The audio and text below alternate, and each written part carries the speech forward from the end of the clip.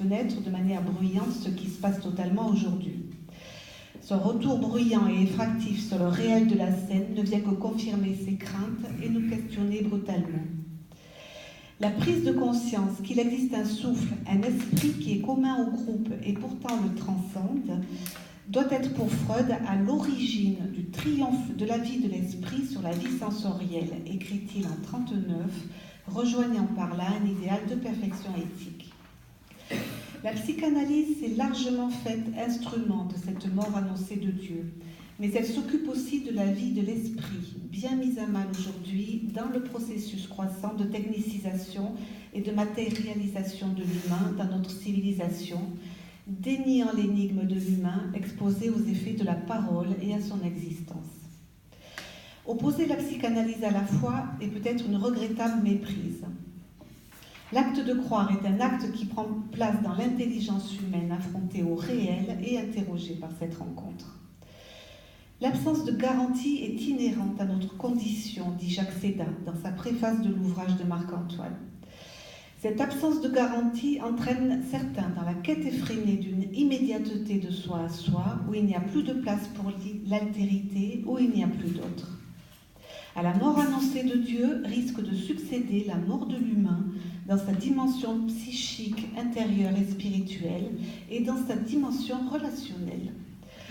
La façon dont la société d'aujourd'hui traite de l'autisme devrait nous interpeller, nous prévenir de la façon dont la psychanalyse risque d'être aussi traitée dans ce grand mouvement de perversion, rejetant toute vie de l'esprit et nous questionne aussi sur le devenir de l'humanité.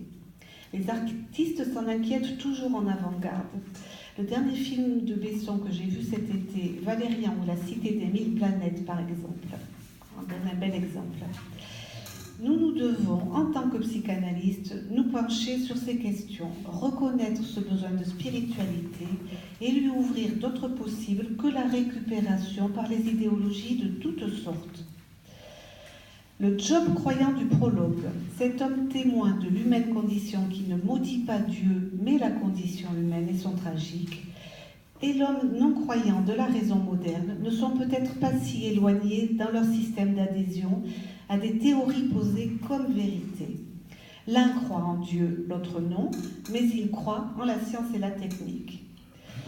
La croyance en Dieu est une fausse séparation entre croyants et non-croyants, nous dit Dominique Gauche dans son livre « Entre rêve et foi, où se tient le sujet du désir ». Elle est du 4e groupe. La question n'est pas là, mais l'un comme l'autre pourrait cependant avoir en commun la même terreur de la vie lorsqu'elle est rejetée hors des limites du pensable, les mêmes angoisses quand ce qui se donne comme la vraie vie est perçu comme la non-vie. La pensée psychanalytique s'est substituée à la pensée religieuse pour avancer dans la maîtrise et soulager l'angoisse existentielle. La compréhension des processus inconscients sauverait de l'intranquillité de l'âme. Freud interprète la croyance en Dieu comme appel à l'idéal. Mais la doctrine psychanalytique, dans son appel à l'idéal, ne serait-elle pas notre névrose obsessionnelle, comme l'est la doctrine religieuse selon Freud ?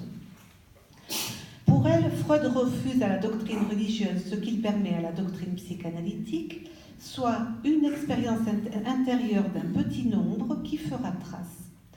Leur réelle différence vient de l'originalité de leurs expériences. L'une est expérience de l'inconscient sous la force de l'amour transférentiel, l'autre est expérience d'une présence irréductible au mot et à la raison. Spiritualité vient du latin spiritualitas, qui veut dire quête de sens. Toute spiritualité n'est pas religion, c'est une démarche plus individuelle et l'expérience spirituelle est inséparable de la démarche intellectuelle dans une exploration profonde de l'intériorité. Religion vient du terme religare, relier, amarrer au divin, et du latin religere, relire, réécrire. Le discours religieux se base sur l'universel à partir d'un Dieu absent, un impossible que l'on pourrait entendre comme impossible dans la recherche profonde d'unité et d'élévation du cœur des véritables croyants religieux. Je vous cite Maître Eckhart dans ses sermons.